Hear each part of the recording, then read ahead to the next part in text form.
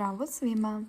Nikada nećete pronaći taj slatki ukus jagode tako dobar kao ona jagoda koju ste sami uzgojili ili ubrali iz svoje bašte.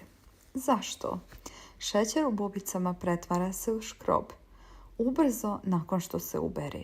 Prije nego vam pokažem odličnu organsku prihranu za jagode, vrlo je važno da znate i sljedeće. Baštenske jagode su obično mnogo slađe i sočnije nego što možete pronaći u trgovinama.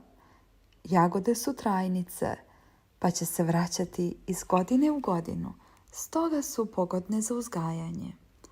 Osim toga, lako će rasti gdje god postoji vanjski prostor i u gotovo svakoj klimi ili tlu, od vrtnih gredica preko saksija do visećih košara.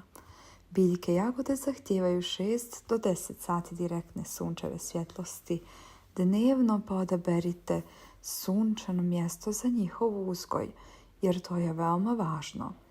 Da biste osigurali snažan početak, prije sadnje dodajte nekoliko kanti dobro istrulog stajnjaka, a možete koristiti i baštenski kompost. Nemojte jagode saditi na lokaciji na kojoj su nedavno bili paradajzi, paprika ili patliđan.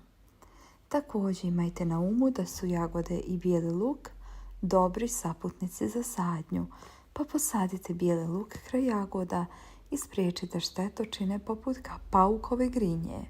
Napravite rupe za sadnju dovoljno duboko i široko da prime cijeli korijenov sistem bez savijanja. Međutim, nemojte saditi previše duboko. Korijenje treba pokriti, ali krošnja treba biti tačno na površini tla. Veoma je važno da ne zakopavate krunu, to je centralni pupoljak biljke, jer bi ona mogla istrunuti.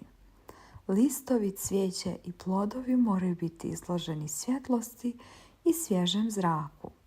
Veliki savjet kod jagoda je da ih dobro zalijevate dok puštaju korijenje i tokom suvog vremena. Vlaga je nevjerovatno važna zbog plitkog korijena. Biljke jagode trebaju puno vode kada se cvjetovi razvijaju i ponovo u kasno ljeto kada su biljke potpuno zrele i spremaju se za zimsko mirovanje. Držite gredice za jagode malčirane kako biste smanjili potrebe za vodom i invaziju korova.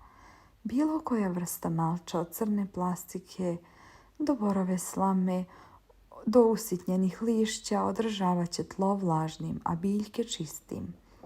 Da biste napravili odličnu organsku prihranu za vaše jagode, izrendajte 1 krompir, dodajte 1 rendanu mrkvu i 1 litru vrele vode. Nakon 24 sata procijedite i razblažite sa 5 litara vode.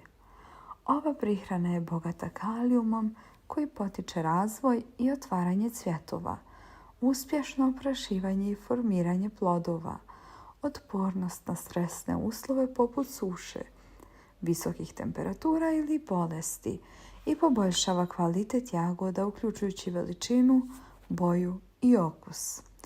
Dragi prijatelji, pošaljite ovaj video i vašim prijateljima na društvenim mrežama. Hvala vam na tome.